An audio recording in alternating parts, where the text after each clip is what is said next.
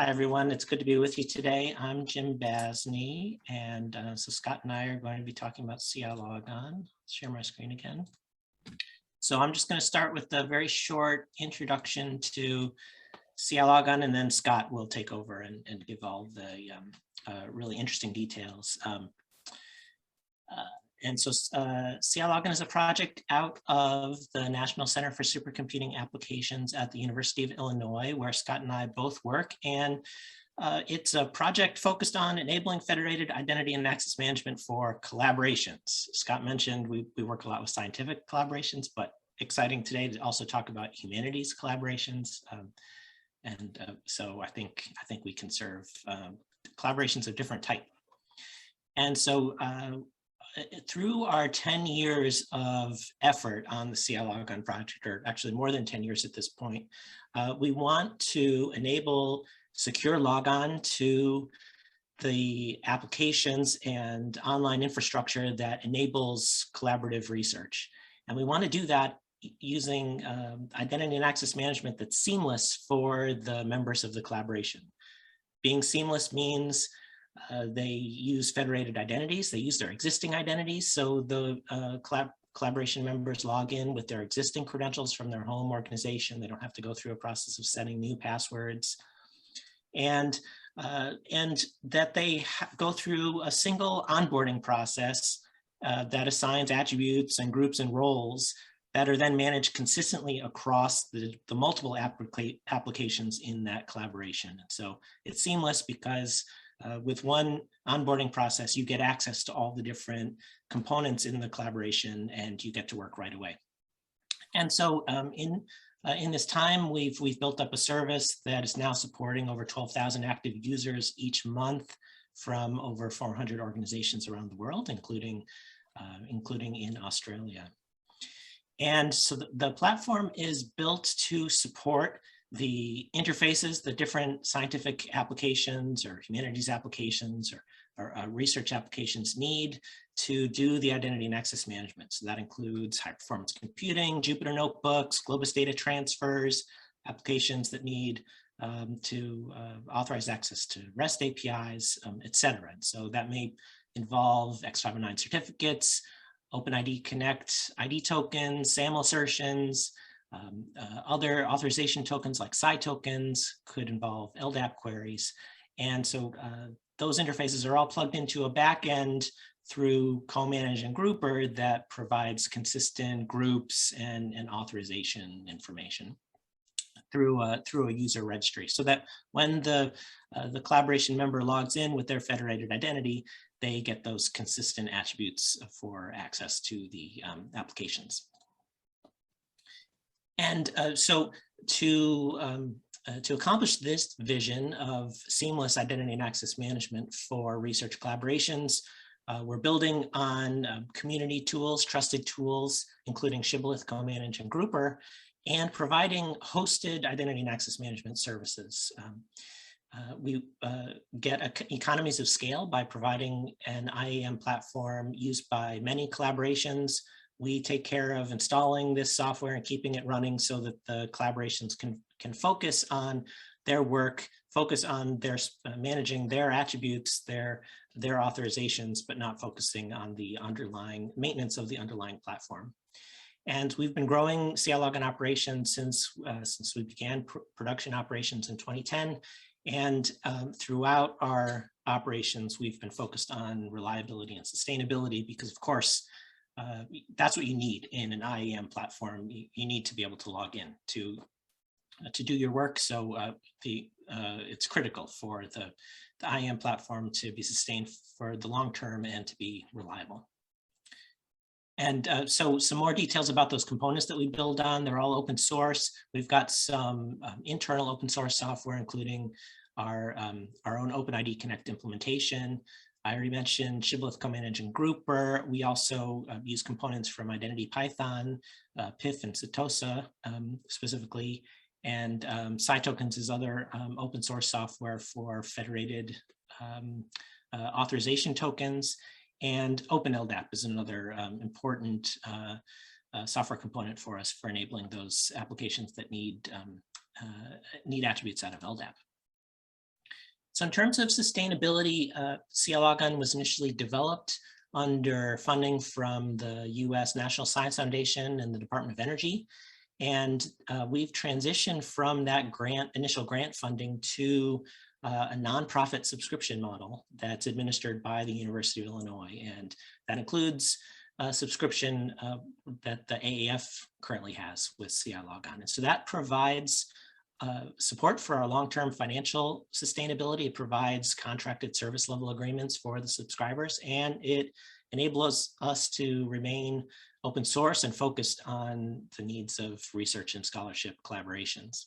We also do get some very valuable operational support from the Exceed infrastructure in the United States. So I want to be sure to acknowledge that. So for more details about our subscription model, you can see this page, cilogon.org/subscribe. So I mentioned we've been doing this for over 10 years. And we started off with X509, added our OAuth support fairly early on. We went international in 2016 with the connection to EduGain through our in-common federation in the United States. We added the co-managed support for managing those attributes and groups in 2017. And we transitioned to our subscription funding model in 2019 after the end of our last grant. And lately this year, we joined the In-Common Catalyst program that's providing some good community connections to us. And we've added support for more token types, more JSON Web Token types. So we continue to see growth in our use of the service. And so here's just a trend line over the last few years of the active users per month. So we're up over 12,000 active users per month. I think that's my last slide. So let me pause there, hand it over to Scott. Why don't you take it away, Scott? Okay. So as Jim mentioned, we've been focusing for a while on really making seamless access to resources go. And one of the ways we knew that we had to facilitate that was by providing for collaboration management. And we also wanted to base our work on federated identity. We want users to be able to bring the identities that they already have to be able to collaborate. You have collaborators, probably, various institutions and organizations. And nowadays, research is very international. So you might have people from all different continents working on your project. And it's really convenient if they can bring their existing electronic identities and credentials to your project and access resources with the credentials they already have and they already know how to manage. Doing that requires, though, some new tooling. In the old days, the tools assume that you were going to create a new login and a new password, a new identity for each user. And so we realized a number of years ago that we needed a different tool, one that was really built on federated identity from the ground up, and that we needed a tool to manage federated identities. And so that's where this tool came from, co-manage. And the full name of the tool is co-manage registry, because that's what it is. It's a person registry, and it's designed to manage people that bring federated identities, bring them together and allow them to collaborate.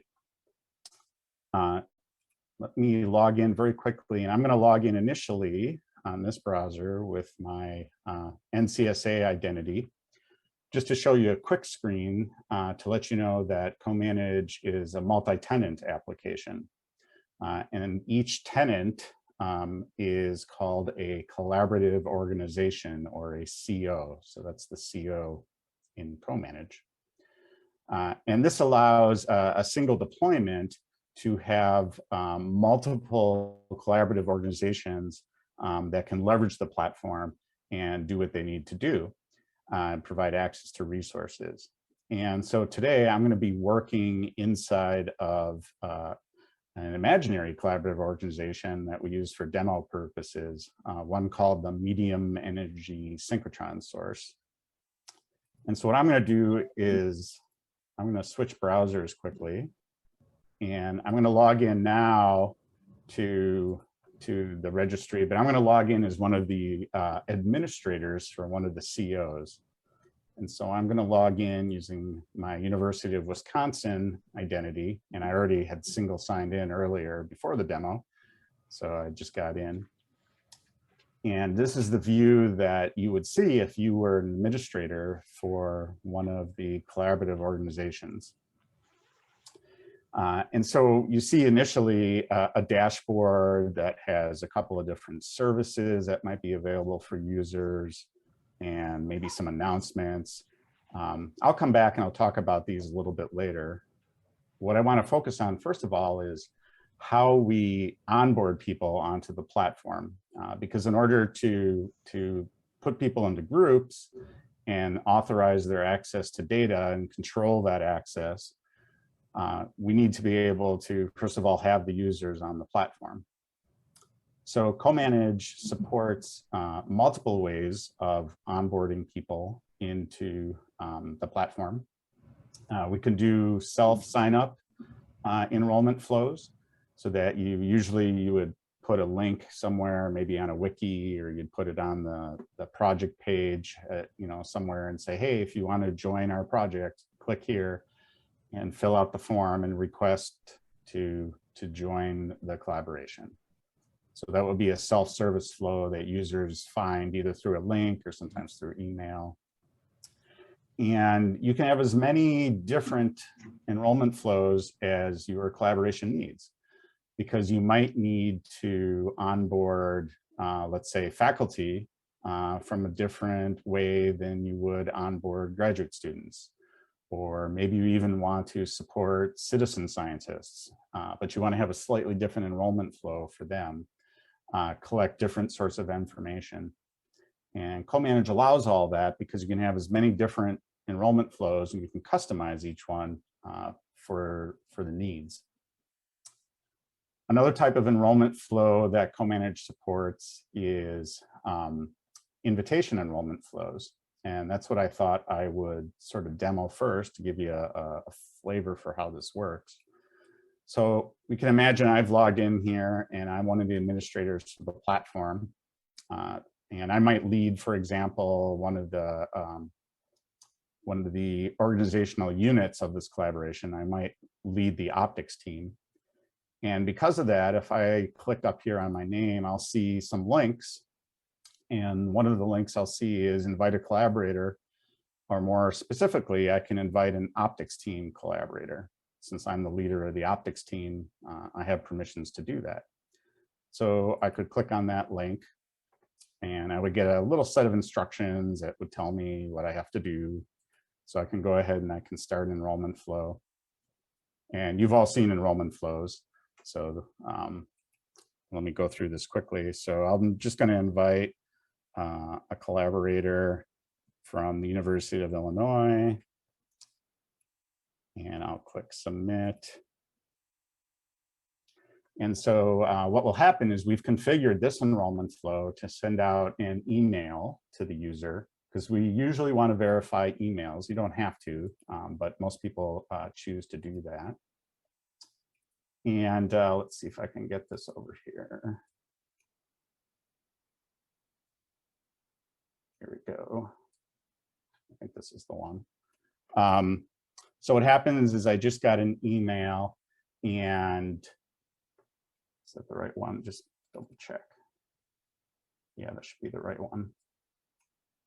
I just got an email, and the text of this email is all customizable, so you can configure that per enrollment flow so that it makes sense for you users, for whichever group of users you're trying to onboard.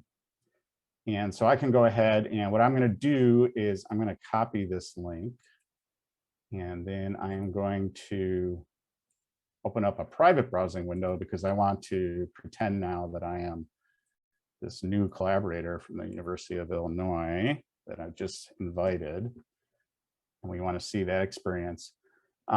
So I'm presented then with the CILogon page where I have to select my identity provider or my login server. I have to choose which identity I'm going to use to authenticate. And as Jim mentioned, we have integrations through our federation, our identity federation in the United States called InCommon. We're part of the broader global collaboration called EduGain, and so is the Australian Access Federation, as I'm sure Patrick and John have been explaining to you people, if you didn't know, and Siobhan also. And so we have thousands and thousands of different identity providers that users would be able to use to get to your platform or to get to your collaboration. So I'm going to start typing, and I'm going to find the University of Illinois at Urbana-Champaign. Go ahead and log in. You've all seen logins before. The U of I does require me to use a second factor to authenticate, and in the US, a lot of people like Duo, so I have to use my cell phone here.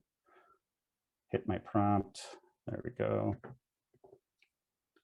And so I'll get logged in, and CoManage will record that information about me, how I authenticated, which identity I brought to the platform, and then go through the process of adding me to the collaboration. And then when I've done, I've configured CoManage to redirect to this template landing page. It's completely customizable. And so we often see that organizations will have their user communities when the enrollment's done, land on different pages that explain, which access rights they might have based on their group memberships, links to other resources, things like that. So now this user is onboarded into the platform. And so we can go ahead and we can take a look at the details for this user. And since I'm an administrator, I can click on my population. And here I see Scott Caranda from Illinois. So I can take a look, and we call this the user canvas view, where we record lots of different information about the user that facilitates collaboration. So we have name information, and you can have multiple names and name objects. That can be really important for different communities. Having official names, primary names, things like that. We collect a number of identifiers that are asserted by the login server, and that's helpful for managing access, because we can take these identifiers and we can provision them out to your external resources so that they can consume them and know who's coming to the platform. So we can support that type of provisioning. But we also have identifiers that we generate, that the platform generates for the user when the user enrolls. And you can configure as many as you need for your organization. There's lots of different use cases for custom identifiers, not just having nice identifiers that don't change when people change their names or they might move to different organizations. We still want to track them, so we can use a nice identifier that's not name-based. But there's also lots of applications that require custom identifiers. You might have legacy systems that have very specific constraints on the usernames that users need to access them. And one of the nice features about CoManage we see used a lot is the ability to mint those identifiers and curate them in a way that makes sense for the applications. We collect email addresses. You can have multiple email addresses. We collect and manage group information.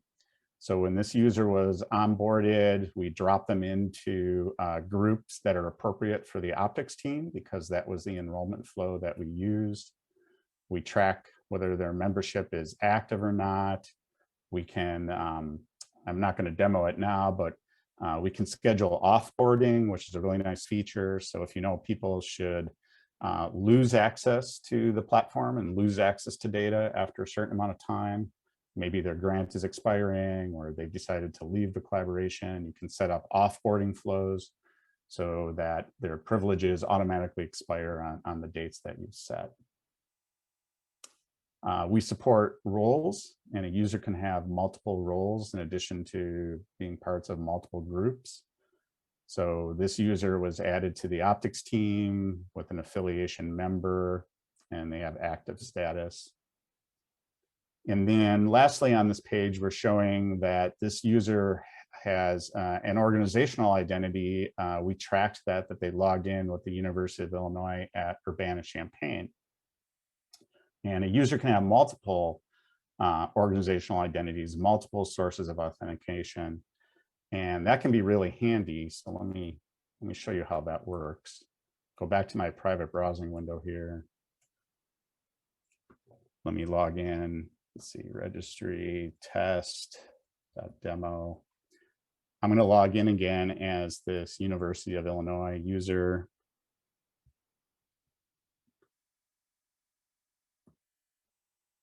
I killed my session, so they're going to make me do Duo again.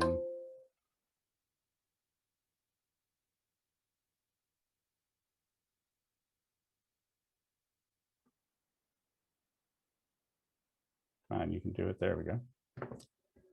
And so again, when I'm logged in as the user, going back to this dashboard, I see different types of services that administrators have configured for me that I might have access to, and which icons or widgets you see here depend on the access controls. So I'm only allowed to see the services that I have access to. So as that changes, maybe I'm dropped in different groups or I assume different roles, then the icons here can change. One of the things I can do is I can say, hey, there's a mailing list for weekly colloquia, so I can join that. Maybe I need to join the Beamline schedule list so I know how the schedule is changing for the Beamline. These are self-service groups with mailing lists that back them up. So CoManage can integrate with mailing list servers. So when people join the project, they're automatically added to email lists. And when they leave the project, they automatically are taken off of the lists, all these types of things. The other thing I can do is check out the announcements. So administrators can post announcements that have timestamps. So I'll see the latest announcements, and they'll scroll off, so to speak, when they expire. But what I really wanted to show you was that as a user here, I can come in and I have permission. I've configured this platform, this CO, so that all users are allowed to link another account. So maybe I just got done with my postdoc at the University of Illinois at Urbana-Champaign, and I've decided that I'm going to take a year off before I continue on in my academic life. So I want to link another identity because I'm going to offboard at the University of Illinois.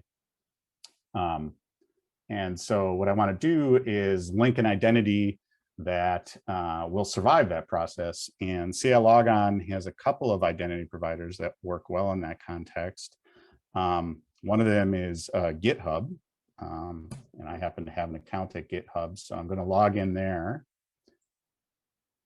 And they also want me to do two-factor. So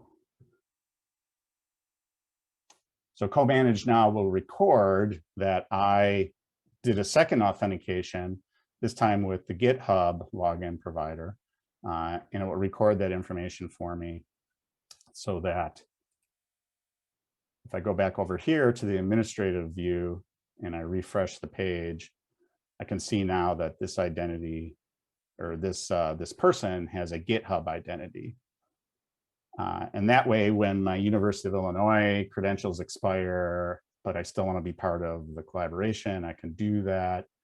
And then maybe when I go to Melbourne and arrive there as new faculty, I'll get my new credentials there. I can go through another onboarding and still maintain my affiliation with the project. So those are the types of flows that CoManage supports. And once you have a group of people that have onboarded onto your platform, as I mentioned, we support groups and roles, and these will allow you to manage who's a member of the collaboration and who's a member of specific groups. And so then we can take that group information and we can make it available to various applications and downstream resources so that that information can be used for authorization to services. And we support a couple different ways of doing that. For our full service subscribers, we support Saml Integration. If you're familiar with Saml, one of the older single sign-on technologies, the one that the EduGain, the Worldwide Federation, is mostly based on SAML these days. So if you have services that like to consume SAML, there's a couple of different ones that are common. Slack can do that. Google Workspaces can do that. AWS, Amazon Web Services Console can do that. We can integrate with SAML service providers, and we can provide this group information to them. But we also allow a newer technology called OpenID Connect, and we allow you to manage yourself if you're the administrator, or you can delegate this to a group of people.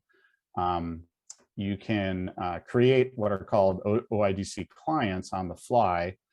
And there's a lot of tools out there in libraries that support OIDC. And so I don't know what tools you might use, but I know a common one that people are using a lot of these days for doing data analysis are Jupyter notebooks. So Jupyter is an example of a tool that quickly integrates with OpenID Connect. And so if you stood up a Jupyter server and you wanted to allow your users to log in, but you want to control that access, this is how you could do it.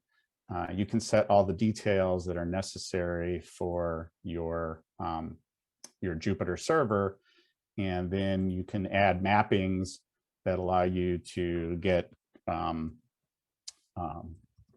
claims like is member of, or in other words, group memberships. And this is all self-service, and so you can mint as many of these as you need, as many applications as you stand up. And this will allow you to control the access to all those applications for the onboarded users. And again, one of the nice things, not only can you control the authorization using groups, but again, because of the way co-manage's expiration policies can be set up, I'm not going to demo that right now, but you can set up expiration policies so that you might have people who come in and they're part of the project. The standard membership is you're part of a project for the time that your grant is in effect. Maybe that's 18 months. And then at the end of 18 months, co-manage can transition you into a grace period. That might last for 2 months. And during those 2 months, you still have access to a smaller number of groups and therefore a smaller set of data. And then after the 2 months are over, co-manage can expire you from the active status to the suspended status. And when that happens, you're pulled out of all groups and you lose all access to the data. If that's the policy of your collaboration, you have the ability to manage those types of details. There's lots of different things we can do, lots of different details. I think one last thing I'll point out before maybe taking some questions is that co-manage has supporting this a very rich data model. So there's a very extensive way of thinking about federated users and about what we attach to those users. We attach identifiers and we attach name objects and we attach email objects, group memberships. This rich data model is what I've been manipulating using the UI, but you don't have to. So if your organization already has their own tooling that your users are used to for a certain look and feel, and you just want to add the identity and access management components of that, then you can leverage the REST API. And so that allows you access to the data model. You can do things like leverage enrollment flows, but your users don't have to live inside a co-manage. We have some users that, or some organizations that do that, other organizations that don't. It really depends on sort of what experience and look and feel they want. Some of our communities are really quite small, and they like the ability to sort of have a self-service portal. That's what they need for their community, and they can get it through co-manage. Other communities, already have an extensive user portal, and they just need to sort of bolt onto it the identity and access management capabilities. And so they leverage the REST API instead. So that is a very quick tour of CoManage and CILogon and what we can do. And I've been talking for a long time, so I am going to stop now.